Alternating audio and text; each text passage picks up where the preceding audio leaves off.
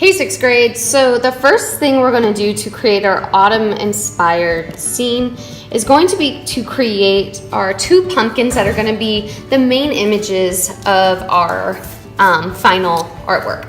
So I'm going to give you a piece of watercolor paper, and you are going to do your two pumpkins, one big and one small, on either side of this larger sheet of paper.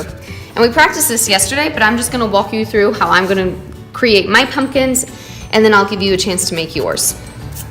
So with my pencil, I'm drawing light until I know that I have everything bright.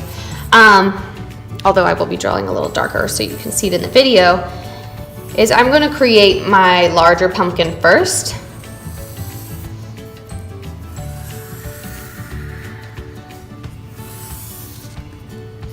It's okay if it goes off the side a little bit.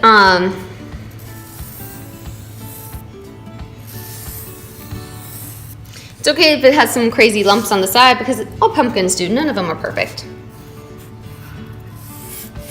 Whether you draw little spirals coming off yours, a leaf, your stem, whatever you want to draw is up to you with your pencil. So once I have my big pumpkin, I am going to turn my paper and I'm going to do a much smaller version on the other side.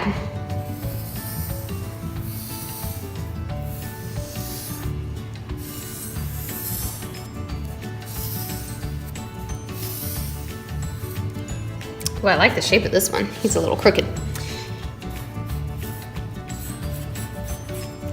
So, once I have my two pumpkins, it's ready to start, or I am ready to start on the oil pastel value scale. So we will be using a combination of oil pastel and crayons so that we can get a wide variety of values on our pumpkins. So looking to my final example, we're going to start at the bottom at our darkest color, which actually is going to be almost a red, and then we're going to work our way up from orange to yellow. Now we worked with different varieties of values in our last project, but this time we're all going to be sticking with the same color scheme, so we're going to be working from the dark red, orange, yellow, and maybe up here a little bit of white. So in order to do that, I will start with my small pumpkin first, and I'm going to pick my darkest color. So in your box, you should, on every table, have sort of a range of these colors. You're gonna have to choose which one is your darkest color. I like to use this little brown color to start, because especially if you go to a pumpkin patch, you're gonna notice that some of the bottoms of the pumpkins are a little bit of brown, and brown is really just a dark orange.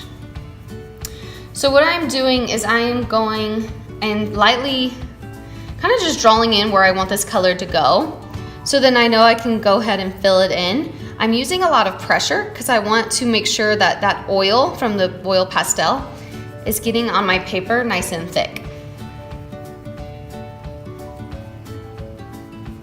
I like to go up a little bit on the lines so that as I create my value scale, it sort of blends into each other with each color change. And I'll show you what that looks like in just a minute. So once I have my first color down, then I'm going to move to my second darkest color, which is probably this red color. And notice I am overlaying one color on top of the other. I'm layering each one so it's almost more of a blend instead of a drastic color change. We talked on our value scales last week for our landscapes that you want to create gradual changes. So I wouldn't want to go from this dark brown color to a yellow, because there's so many values in between those that I can create with my oil pastels or my crayons. Now we're using oil pastels and crayons simply because I don't have enough colors of this oil pastel. So as we're working, oil pastels are essentially just softer crayons. They really are made of the majority of the same materials. So you're just gonna have to press a lot harder with the crayon in order to get the same effect. But that's just something we'll practice as we go along. Now I know if I go off my pumpkin and I get it on this white background area, I'm not gonna worry about it too much because at the end, we're just gonna cut them out and put them on our final paper. So, going off a little bit, not a big deal. Now that I'm done with my red, I want to do the majority of my pumpkin in this orange color because of course pumpkins are usually orange, although I have seen a couple of white pumpkins. And I'm gonna keep on going up my pumpkin changing my colors every time. So after this orange, I will probably go to like a darker orange crayon, maybe then a lighter color orange crayon, and then onto my yellow.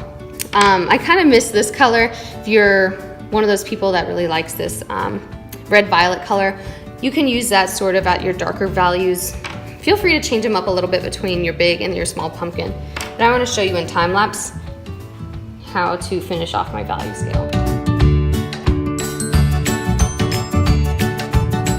I wanted to take a second to show you how I'm adding this value to my pumpkin. I'm not just scribbling with my crayons to create the color on my paper. I'm actually going with the curve that I drew for my pumpkin so that it looks nice and round at the end instead of just like a 2D pumpkin that anybody can draw.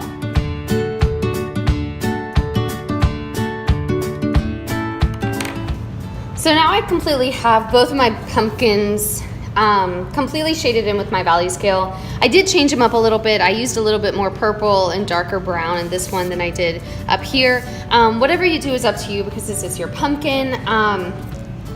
But our second step is to actually create the batik. So what you're gonna do before I give you any paint is you're actually just going to crumble up your nice and beautiful pumpkin paper. But before we do that, we're gonna use a piece of newsprint to cover our work. Because the oil pastel is so sticky that it likes to get smeared when I crinkle up my paper. So I'm first going to layer a piece of newsprint on top of my work, and then nice and gently, I'm going to crumble it up into a tiny little ball.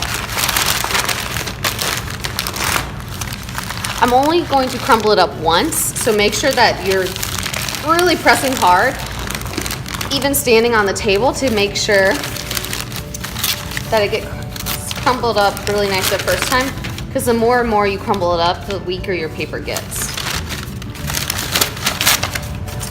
So as I carefully unfold my work, I can see on the newsprint where my oil pastel sort of came over. I'm glad I used the newsprint on that so that it didn't get all over my work. But now I'm just going to uncrinkle my pumpkins. Again, you can use the newspaper to, not this side because it's all crazy, but I can just use this to flatten out my pumpkin drawing instead of getting my hands all messy from the oil pastel. What that crumbling does is it creates little folds in your oil pastel where the tempera paint is going to leak in so that it antiques your image a little bit, so that our final product is like this aged fancy pumpkin instead of this brightly colored oil pastel pumpkin.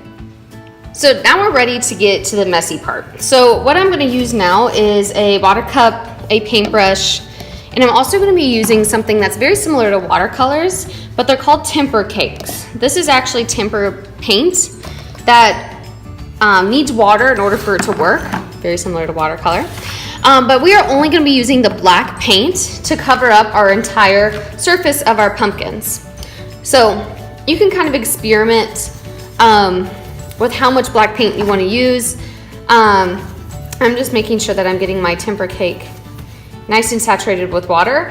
And then after you spent so much time on these beautiful pumpkins, you're going to completely cover it with this black temper paint.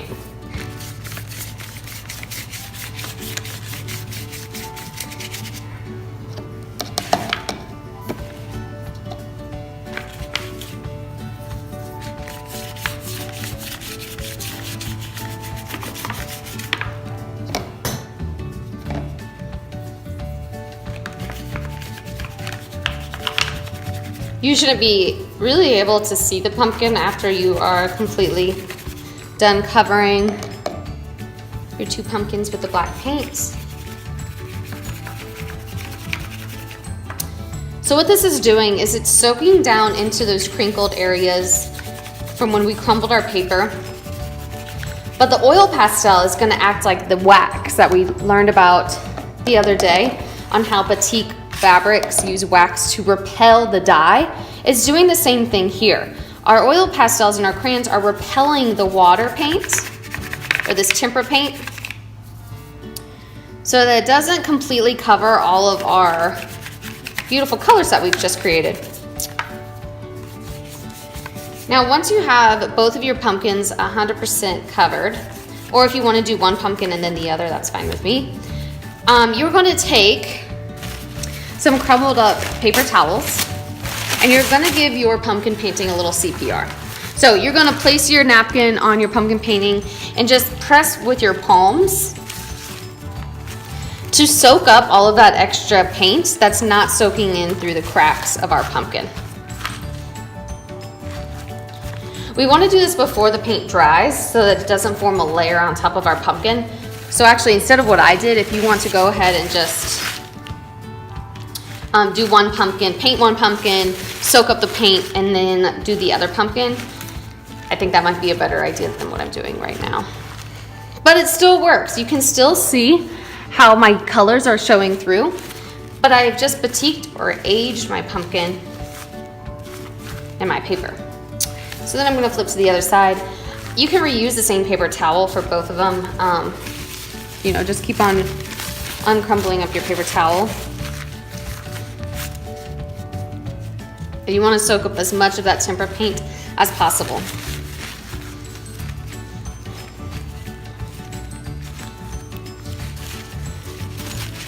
If you feel like you can't get any more paint up with your paper towel, just throw it away and get a new one. And then after we are done, we've soaked up all of our paint, we have these two very sloppy looking pumpkins where we will put this paper on the drying rack so it can dry overnight until we come back tomorrow to paint our backgrounds.